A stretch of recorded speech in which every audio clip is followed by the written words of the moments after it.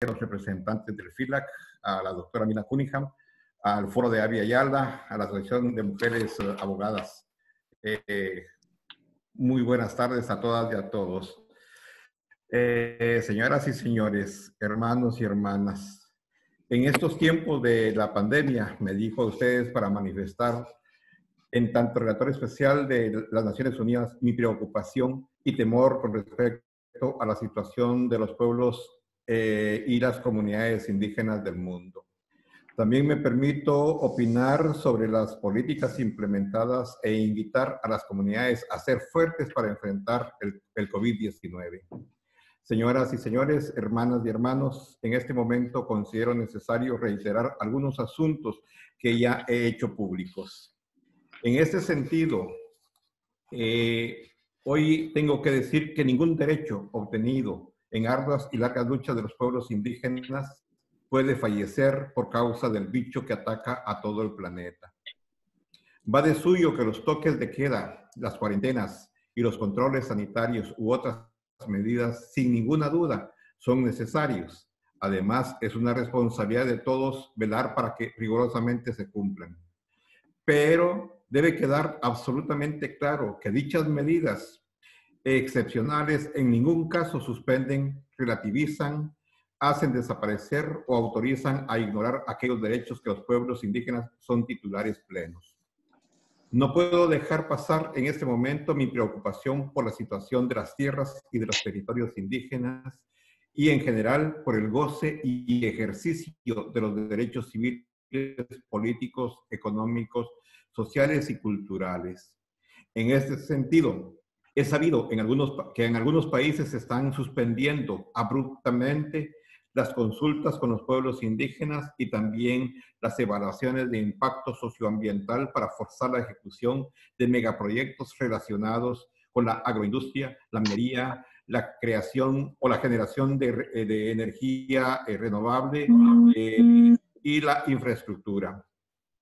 Los derechos al desarrollo, la libre determinación y las tierras y territorios y recursos deben garantizarse para que los pueblos indígenas puedan gestionar en estos tiempos de crisis la promoción de los objetivos mundiales de desarrollo sostenible y protección del medio ambiente.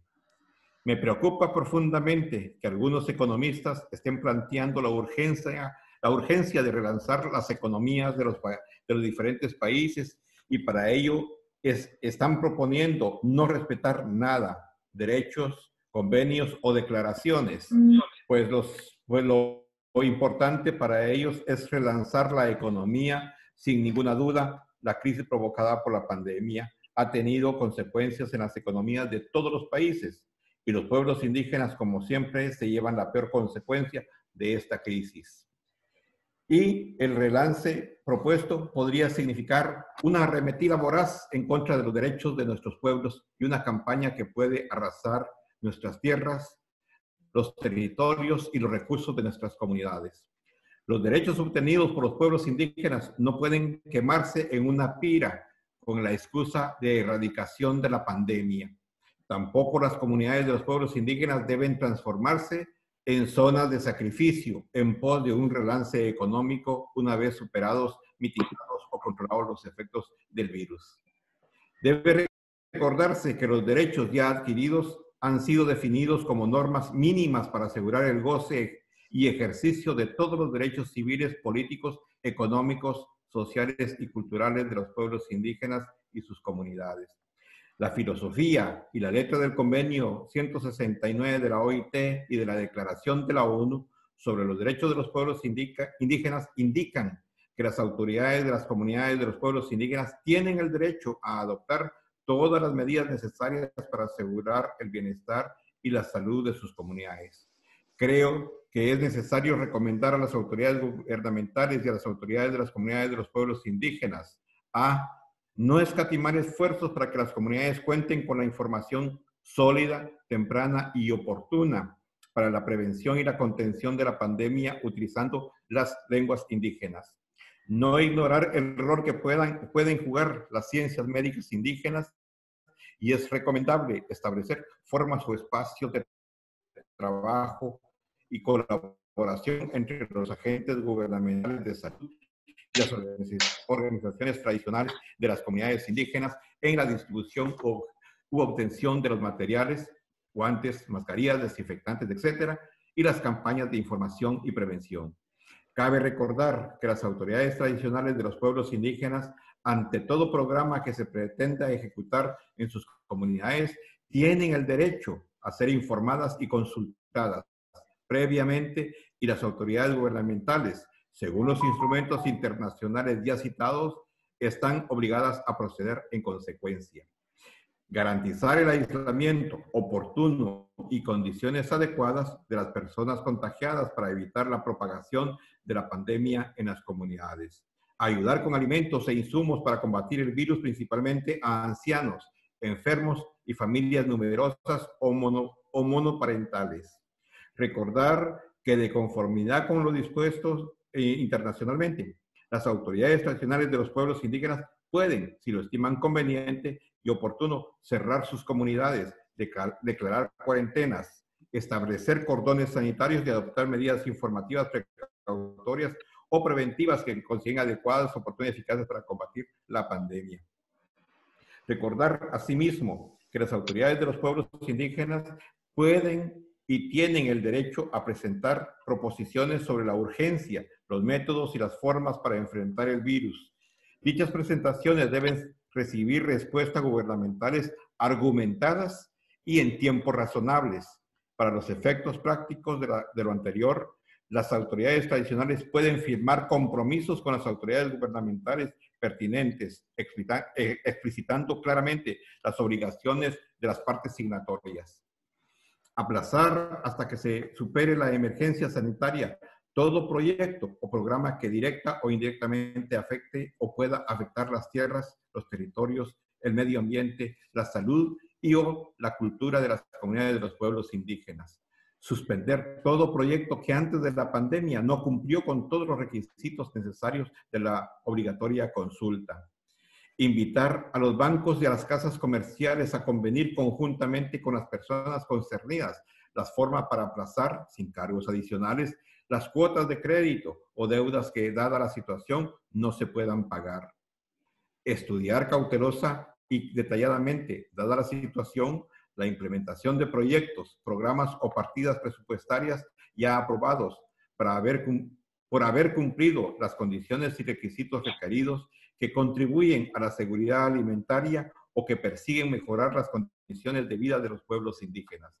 Buscar, en colaboración y consulta con las autoridades tradicionales reconocidas por las comunidades, formas seguras para garantizar la salida, la venta y la compra de productos necesarios para las comunidades o apoyar las iniciativas que ya están funcionando.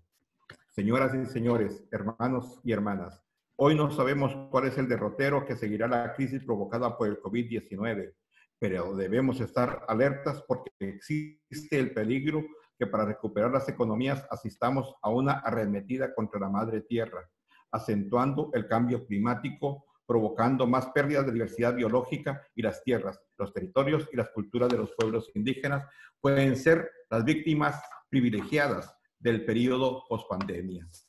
Señoras y señores, hermanas y hermanos, mucha fuerza. Mañana superaremos la crisis y construiremos sociedades justas, no racistas, respetuosas, solidarias, no discriminatorias, es decir, democráticas y más humanas. Muchas gracias. Muchas gracias, hermano relator, muchas gracias. Relator especial de Naciones Unidas sobre los derechos de los pueblos indígenas, un placer escucharlo, hermano Francisco Cali. Seguramente habrán muchas preguntas para hacer y esperamos transmitirlas todas al final.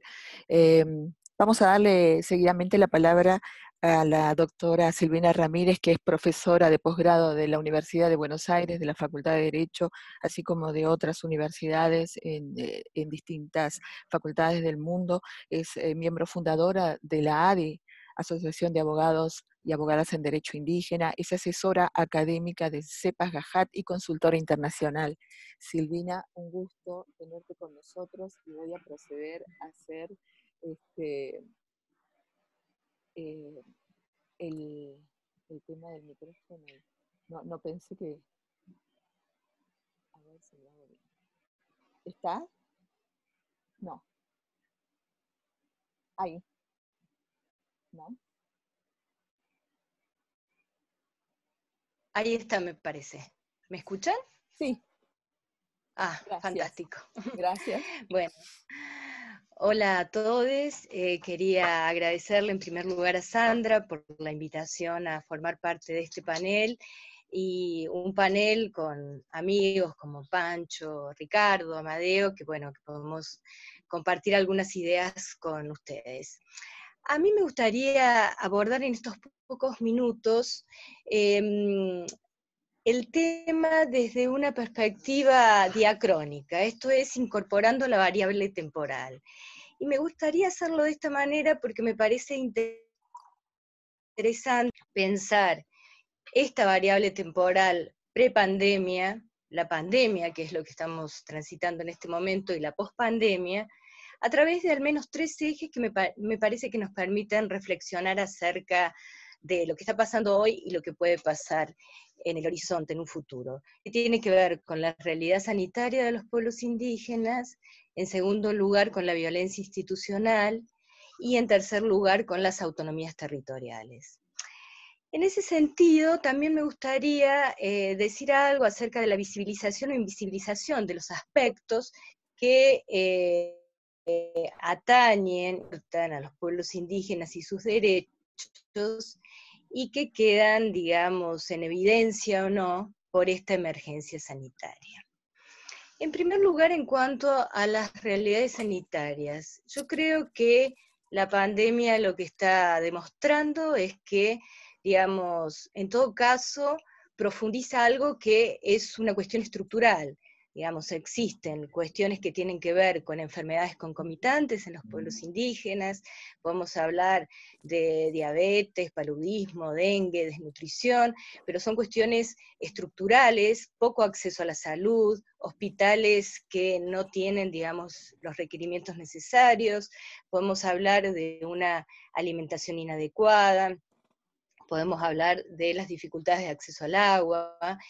Todo esto nos está hablando de una realidad estructural que afecta directamente las condiciones de salud de los pueblos indígenas. Y esto podríamos decir prepandemia, en un tiempo uno. Actualmente, digamos, la pandemia obviamente que no solo profundiza, sino que pone en mayor riesgo a los miembros de pueblos indígenas, a las comunidades, precisamente por este estado de situación, y que hace que, bueno, que su vida corra más riesgo. Nosotros en Argentina, desde enero, por ejemplo, los medios de difusión están hablando de o destacando la muerte de niños huichís en el Chaco salteño. Pero esto no es algo de 2020, esto es algo que pasa recurrentemente año tras año, y esto habla de un estado de situación que tal vez, digamos, queda invisibilizado por la pandemia porque parece ser que la emergencia sanitaria es la que ha provocado esta crisis, y me parece que es importante destacar que esta crisis está, y que en todo caso, bueno, es, digamos, agudizada por este contexto extraordinario. Por otra parte, también decir que en un horizonte post-pandemia, porque siempre intento pensar de modo optimista en el después, yo creo que hay que trabajar los derechos indígenas de modo interdependiente. Nosotros en Argentina hace poco se conoció la primera sentencia de la Corte Interamericana que responsabiliza al Estado argentino por vulneración de los derechos indígenas, y destacó, me parece que adecuadamente, la interdependencia de derechos como un ambiente sano, derechos a una alimentación adecuada, derecho al acceso al agua, el derecho a la identidad cultural, y me parece que, digamos, estos derechos deben ser conceptualizados y trabajados interdependientemente. El segundo eje que me gustaría mencionar es un eje sensible, delicado, el de la violencia institucional. Prepandemia, en esta propuesta de, digamos, distinciones temporales, nosotros tenemos, solo por señalar los conflictos territoriales, que recurrentemente van generando hechos de violencia. En Argentina nosotros tenemos, y todos los argentinos recordarán los hechos de violencia inusitados en la Patagonia en 2017, que marcaron, digamos, un punto álgido en esta traumática relación de Estado y pueblos indígenas, y me parece que hoy, transitando la pandemia, esta violencia institucional se expresa nuevamente. Tenemos, sin ir más lejos, conflictos también, digamos, no solo en la Patagonia, pero solo porque son pocos minutos y solo para ejemplificar, en la comunidad Huenuleo, en Bariloche, que ha ocasionado, digamos, una medida cautelar de la Comisión Interamericana por violencia de particulares, pero, digamos, con ausencia del Estado, con lo cual hay que responsabilizar también al Estado. Tenemos otra vez una violencia hace pocos días inusitada en la comunidad Lafkenhuinculmapu, en el lago Mascardi, también en Río Negro, una comunidad en donde en 2017 se había asesinado a Rafael Nahuel, y que todavía no existe ningún condenado desde ya, y que vuelve el Estado a través de la policía, de sus fuerzas de seguridad, a hostigar, a perseguir, a criminalizar.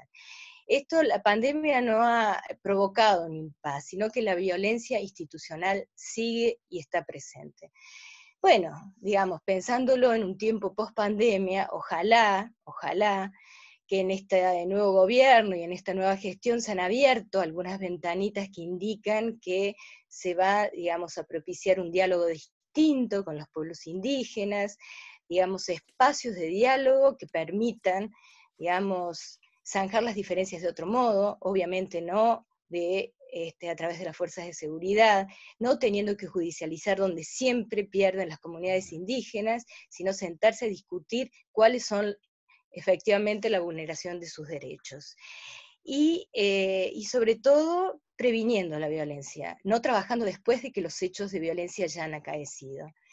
Y un tercer eje que me parece interesante para pensar y reflexionar, sobre todo pensando siempre esta relación Estado y pueblos indígenas y cuáles son las políticas públicas necesarias desde el Estado para dar cuenta de los derechos de los pueblos indígenas, son las autonomías territoriales y eventualmente el fortalecimiento de las autonomías territoriales.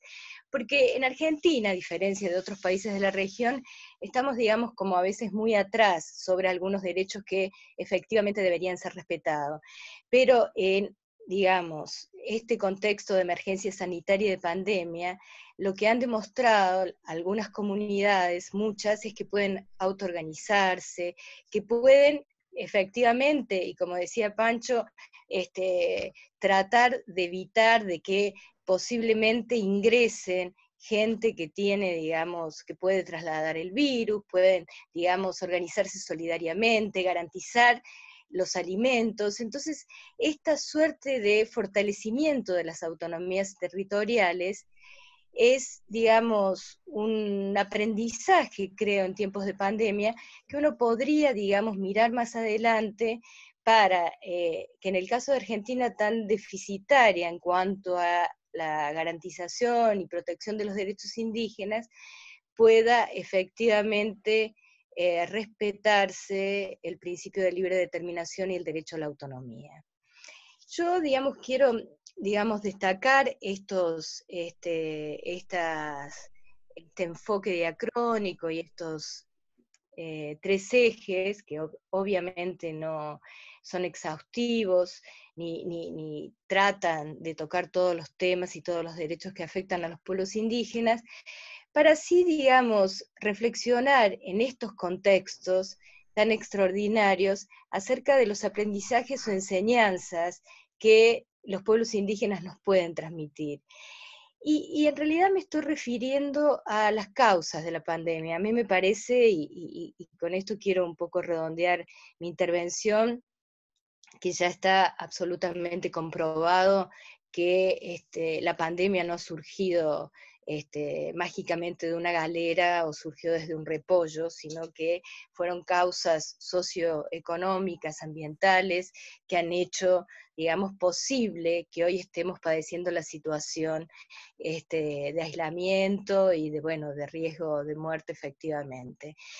Y me parece que los pueblos indígenas nos tienen mucho que enseñar sobre la relación con la naturaleza, sobre la relación con el territorio y el hábitat, sobre cómo se debería vivir, y, digamos, tratando de pensar también alrededor del principio del buen vivir. A mí me parece que una relación diferente con la naturaleza se impone.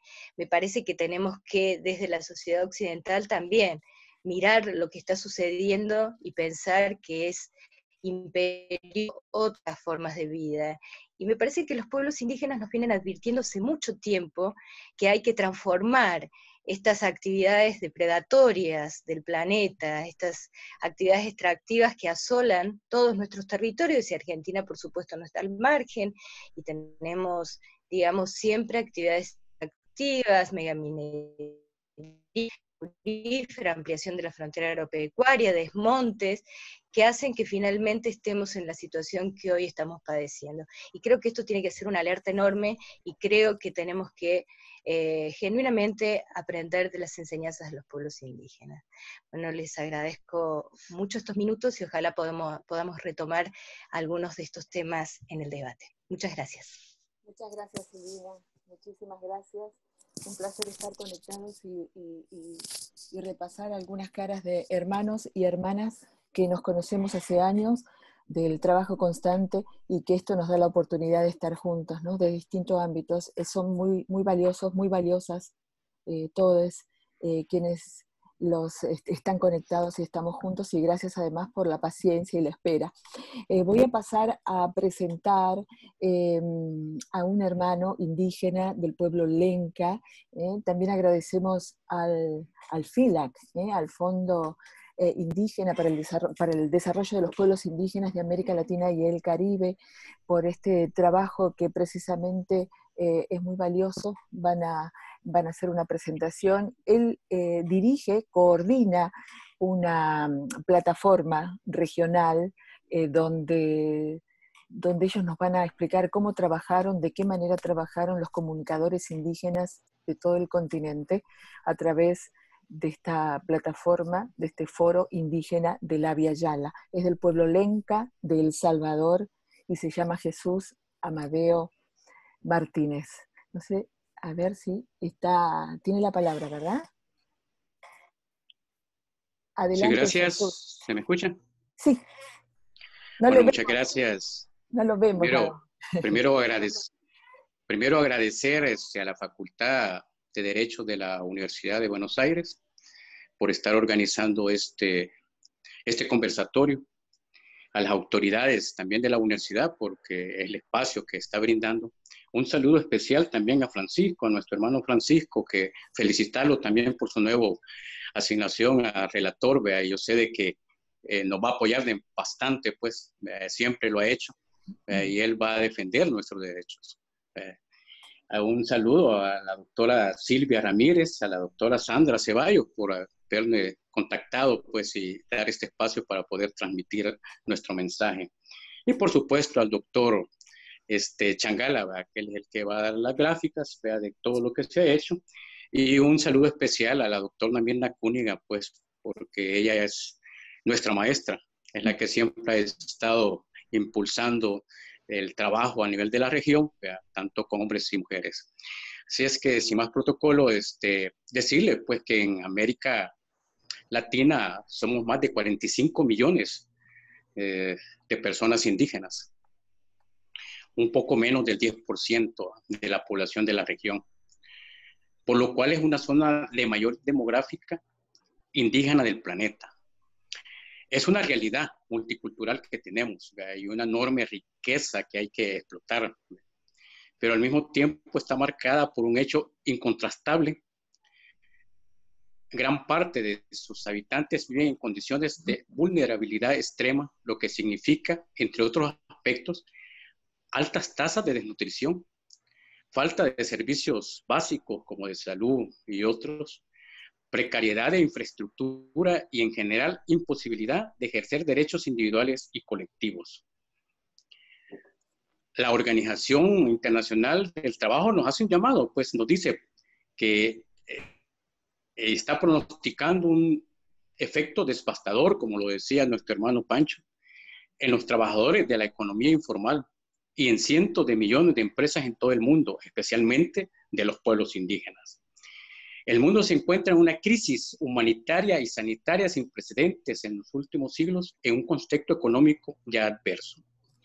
También el mecanismo de expertos nos dice que la propagación del COVID-19 ha afectado y seguirá afectando una situación ya crítica para muchos pueblos indígenas, una situación la que ya abunda la desigualdad y la discriminación, porque es una de las cosas que esta pandemia nos está dejando.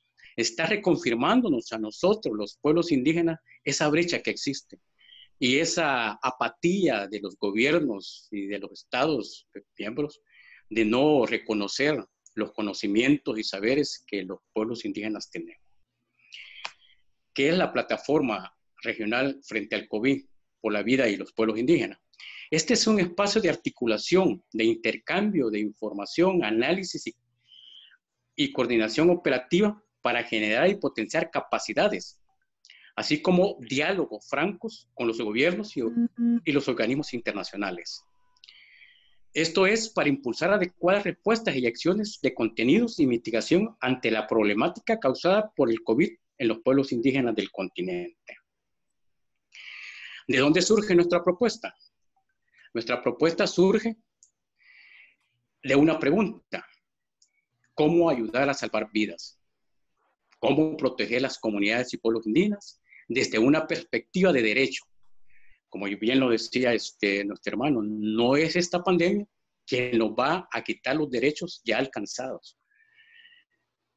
Desde la interculturalidad, la autodeterminación y la gobernanza de los territorios, que hoy se están viendo afectados también la gobernanza de los territorios.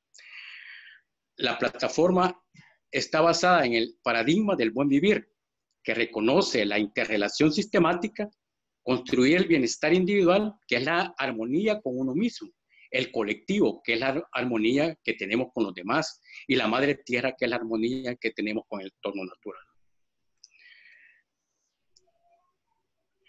Y como bien lo decía la hermana Sandra, ¿cómo esta plataforma recopila los datos? Bueno, lo hacemos a través de un observatorio regional, vea, que es el equipo, y allí es donde el FILAC nos ha prestado todo ese equipo técnico, pues, donde está al frente el doctor Changala, y se hace con la colaboración de las redes que conforman el Foro Indígena de Ayala y otras organizaciones que integran a la plataforma, que han sido hermanos y hermanas delegadas para esta tarea.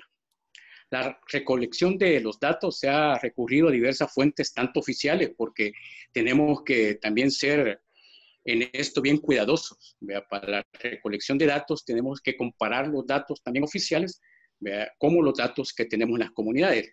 Aunque hoy está dejándose esto bastante un sinsabor, porque los datos los datos oficiales a veces nos han falseado, pues en muchos países no nos están dando la verdad, pero bueno, más sin embargo estamos haciendo ese esfuerzo por querer hacer ese contraste entre lo oficial y no oficial. Pero en particular debemos destacar la información y análisis aportados por las propias organizaciones y comunidades indígenas, que han hecho un enorme esfuerzo por comunicar sus realidades y sus necesidades en el marco de la pandemia. ¿Cuántas organizaciones regionales estamos? O sea, vemos 29 organizaciones, tanto locales, nacionales y regionales. Este primer informe tiene más de 50 ejemplos de acciones concretas asumidas por las estructuras organizativas y comunidades indígenas, referidas tanto a la información, prevención y proyección de sus comunidades, uso de la medicina indígena como relación con la seguridad y soberanía alimentaria, que es lo que ahora estamos nosotros también, porque le decimos a los gobiernos, miren, no estamos solo pidiendo, estamos queriendo aportar también, estamos diciéndole, mire, vénganse, encontrémonos, tengamos un diálogo, porque los pueblos indígenas tenemos mucho que aportar también a esto, y ahí están las medicinas indígenas, que puede ser también de mucha ayuda para detener esta pandemia. Hemos realizado acciones concretas los pueblos indígenas, algunas ya han sido mencionadas, como el desplegar tareas de recopilación y divulgación de información para hacer llegar en los idiomas indígenas las recomendaciones sanitarias básicas, socializar a través de distintas redes sociales campañas informativas, divulgar desde la visión indígena sobre la pandemia y también para socializar apoyos de diversa índole, solicitar, perdón, apoyos de diversa índole. Instalar cercos sanitarios para impedir el ingreso de personas foráneas para evitar la propagación del virus en las comunidades y territorios indígenas. Protocolos comunitarios que nos han ayudado para la manipulación de los alimentos que muchas veces nos llevan de forma externa para distribuirlo y abastecerlo en las comunidades indígenas.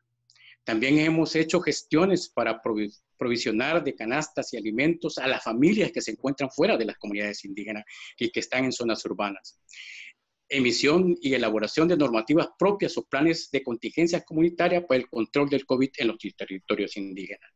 Son acciones que hemos realizado de forma concreta, pero tenemos también desafíos. Entre los desafíos tenemos las incursiones en territorios indígenas de las minerías. Es un factor que, a pesar de que estamos con esta pandemia, ellos no duermen pensando en cómo desplazar e incursionar en los territorios indígenas. Y vemos a nivel de todos los países, Brasil, la Amazonía, donde en este tiempo se ha dado más la incursión de las transnacionales y las industrias extractivas en los territorios de los pueblos indígenas. También tenemos el problema que ya lo decía, la falta de información veraz por parte de los miembros de salud sobre la pandemia. No atención de una forma culturalmente adecuada a los pueblos indígenas por parte de los gobiernos y las instituciones. Tenemos también un problema grande que se acentúa cada día más por la defensa de la tierra, que es asesinato de líderes y lideresas a nivel de la región. Hay desplazamientos también de comunidades por no indígenas, como lo podemos ver en Costa Rica. Se ha acentuado también mucho. Si siguen ustedes Colombia, Ecuador y otras, pues eso es por poner ejemplo. Y esto va aunado con el desplazamiento que hace también el narcotráfico, las transnacionales, que ya lo mencioné, entre otros. La criminalización de las luchas de los pueblos indígenas. Y hoy que ya tenemos también muertes y contagios de hermanos y hermanas indígenas en nuestras comunidades. Pero ¿qué es lo que nosotros como pueblos indígenas necesitamos? Y es el diálogo que queremos tener con los gobiernos y las instituciones y la misma cooperación también. Es llevar alimentos a las comunidades, porque muchas comunidades están careciendo de alimentos y no va a ser la pandemia la que va a matar a nuestros hermanos, va a ser la falta de alimentos también, y kit de higiene también, la atención médica oportuna también que necesitamos en las comunidades, programas culturalmente adecuados para activar la economía indígena post-pandemia, porque ahorita estamos viendo solamente la coyuntura, pero ¿qué es lo que va a venir después? Nuestros hermanas y hermanos indígenas no han podido salir a vender sus productos, sus artesanías, los productos que sacan de la tierra. No se ha podido hacer eso. Entonces eso va aunado también a una situación de crisis económica y cómo vamos a hacerle frente a esto, reactivándolo desde una visión culturalmente adecuada. Por eso es que nosotros estamos solicitando la solidaridad de la comunidad internacional y nacional. Bueno, esto es parte de la realidad que tenemos y estamos atravesando los pueblos indígenas en la región. Y como ven, se sigue sistemáticamente violentando nuestros derechos que hemos alcanzado, y no ha sido gratis, no ha sido gratis. Ha habido muchos sacrificios de mujeres y hombres que aún han dado su vida por estar defendiendo estos derechos. Bueno, dejaría al doctor Changala para que él nos ilustre con el primer informe también de la Plataforma Regional Indígena, y muchas gracias por la atención que me han prestado. Muchas gracias, hermano. Muchísimas gracias, y al Fondo Indígena por su participación. Le damos la palabra a este colega abogado de la República de Uruguay, además consultor internacional, asesor del Fondo Indígena y en particular coordina el Observatorio Regional, el Observatorio de Derechos Regional del FILAC. Adelante, Ricardo Changala. Gracias, Sandra. Bueno, muchísimas gracias a todas las personas que están en este foro. Es un gusto para mí estar allí. No sé si es posible ver el PowerPoint que teníamos preparado. Tú me dices. Expreso además mi enorme satisfacción de estar nuevamente con la universidad, como hace no sé mucho tiempo, menos de 2 años creo que estuvimos. En esa época presencialmente, sí, compartiendo algunas cosas en tu cátedra. Fue un gusto para mí. Un gustazo saludar a quienes integran el panel, todos ellos. Ya había felicitado antes de comenzar a Francisco. Realmente es un gran gusto que sea el relator especial, y no solo desearle éxito, sino además ofrecerle todo el apoyo que le podamos dar. Esto lo quiero enfatizar. La información que tenemos, los datos que tenemos, por favor, es muy importante que podamos compartirlo para que él haga de la mejor manera posible su tarea. Gracias. Bueno, ya creo que los principales mensajes ya han sido dados. Yo quiero solo resumir algunas cosas en la línea del trabajo que ya mencionaba Jesús Amadeo. En este momento nosotros estamos en este foro presentando resultados de un primer informe que presentamos públicamente. Si querés, podés avanzar, yo te indico.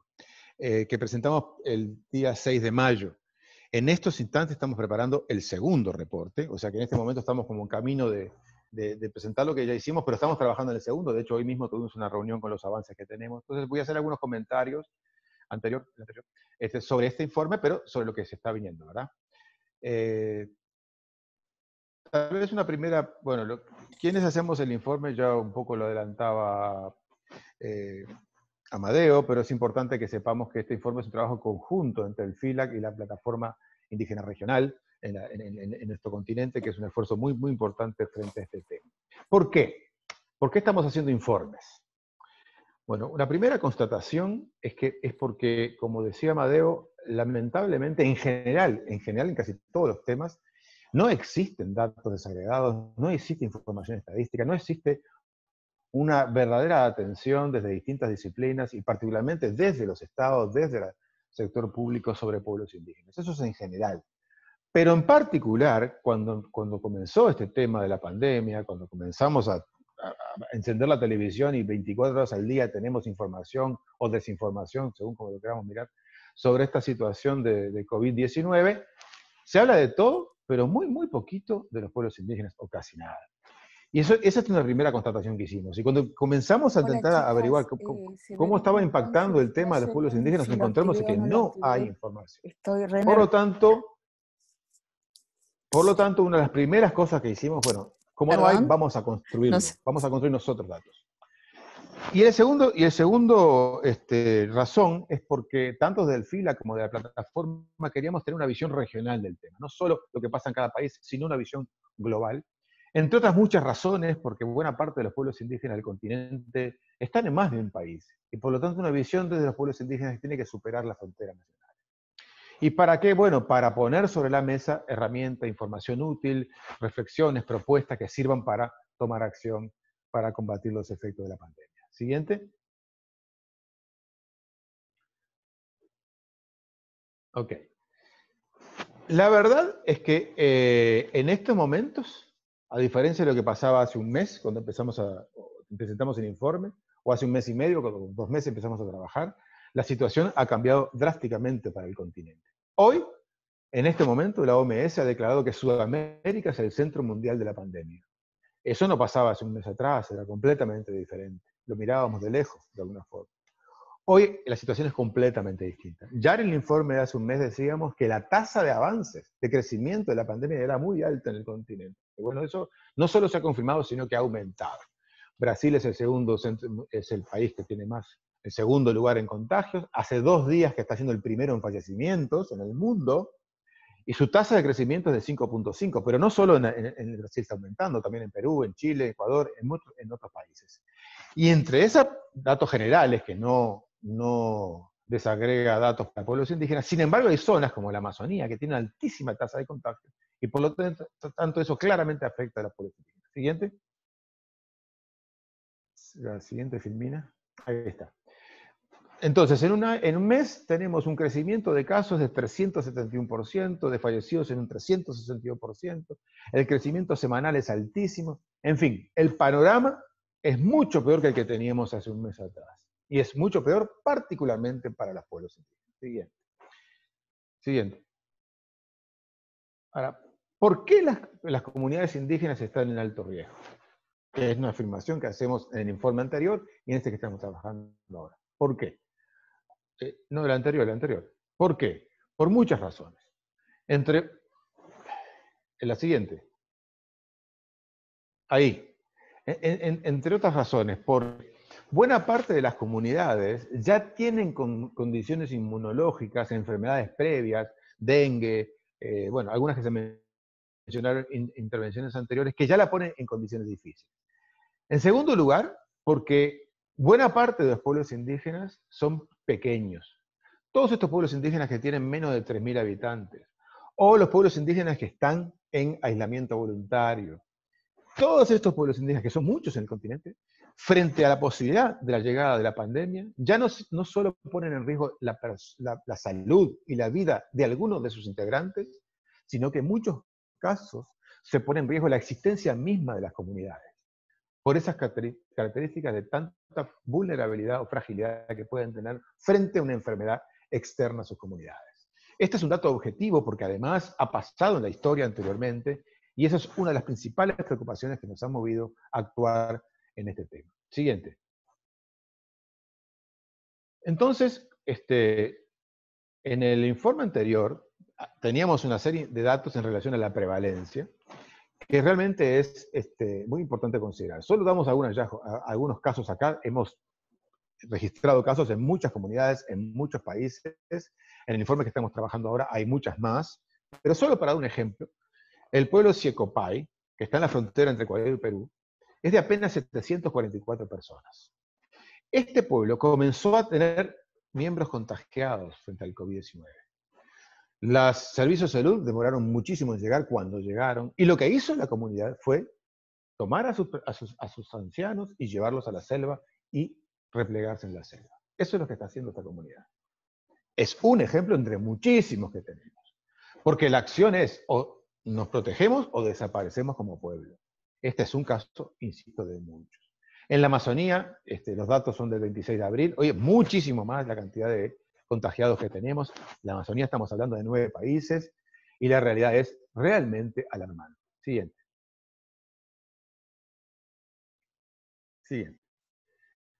Siguiente.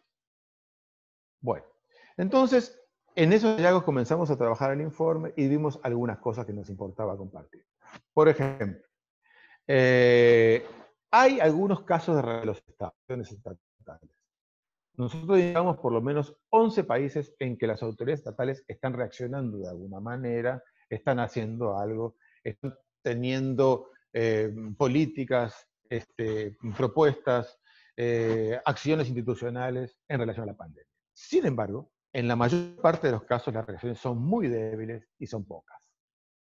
Hoy día ya no a la fecha de que publicamos el informe, sino hoy día hay solo 2 países que han aprobado alguna norma jurídica o algo que se parece a norma jurídica a nivel administrativo para atender específicamente la temática de pueblos indígenas y COVID.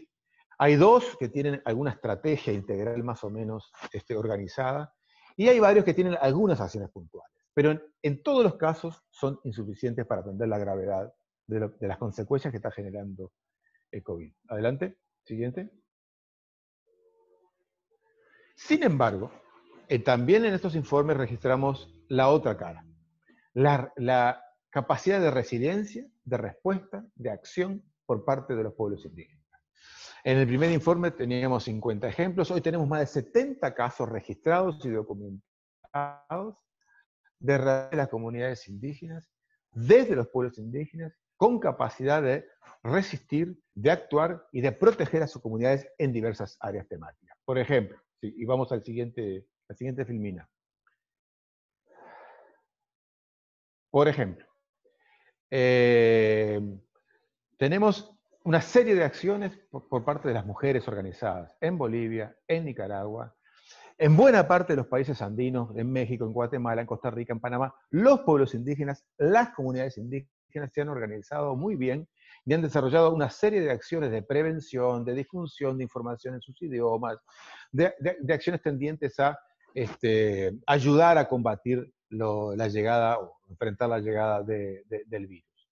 Pero también han elaborado, tenido la capacidad de elaborar y desarrollar y poner en funcionamiento planes de contingencia, controles de ingresos a sus comunidades, cercos comunitarios, vigilancia de sus fronteras, emisión de normativas propias, protocolo de manipulación de alimentos, en fin, son infinitos, muy, muy importante la cantidad de acciones concretas que hemos registrado y documentado de comunidades, de pueblos indígenas en prácticamente todos los países del continente para protegerse frente a la pandemia.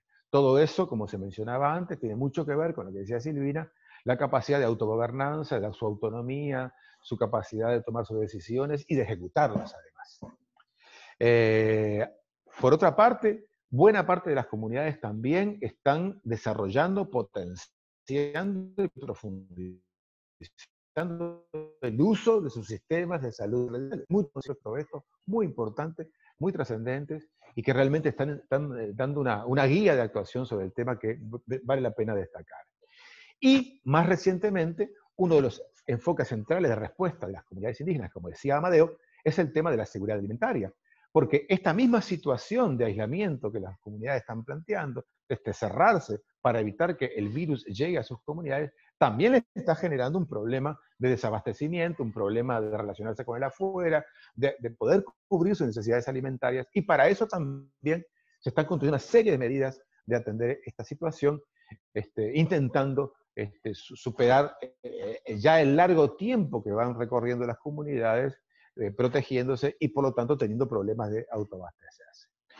En fin, el informe, los informes, el anterior y este que estamos trabajando ahora, damos cuenta de una serie de acciones que bien vale la pena que se conozcan. Adelante. Entonces, en ese marco, y como decía Amadeo, hay 3 acciones urgentes que desde el FILAC, desde la plataforma indígena estamos planteando, y si eran urgentes hace un mes, ahora son mucho más urgentes todavía.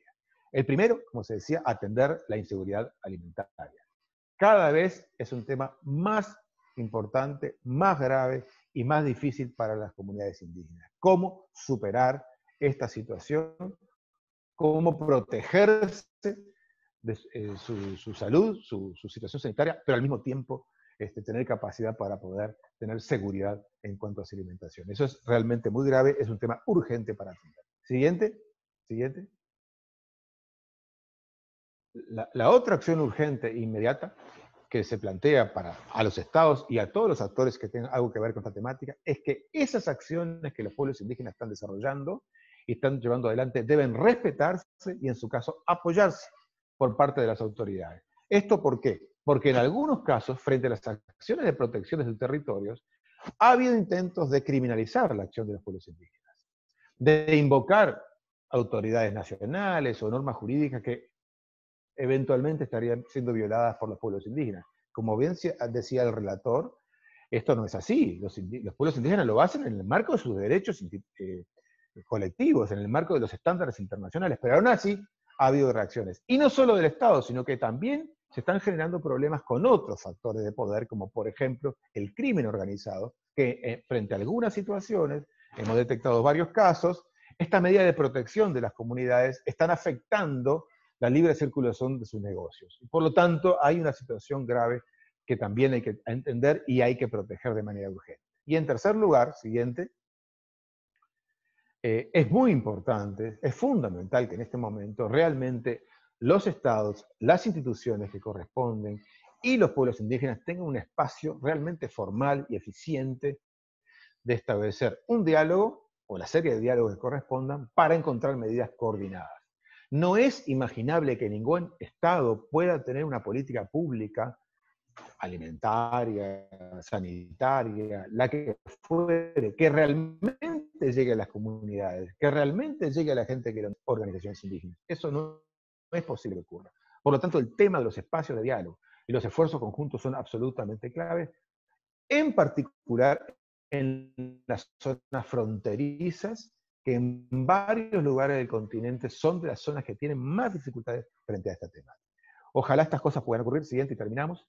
Ojalá estas cosas puedan ocurrir, ojalá la situación realmente mejore, lo vemos difícil, realmente las condiciones de amenaza y de riesgo son cada vez mayores, pero al mismo tiempo entonces es cada vez más imprescindible que se tomen esas acciones, que se avancen esas decisiones y como se decía antes, no solo se mire esta temática en lo superficial, sino que además esto permita ahondar en las causas estructurales que nos llevaron hasta este punto y que hoy más que nunca quedan claras, quedan evidentes y que es imprescindible atenderlas. Si no, pasada esta pandemia llegará otra pandemia o llegarán otras cosas que volverán a poner las cosas en este punto. Ojalá eso no sea así. Y nuestra intención como FILA, como Foro Indígena, es ayudar a superar este estado de cosas. Muchas gracias.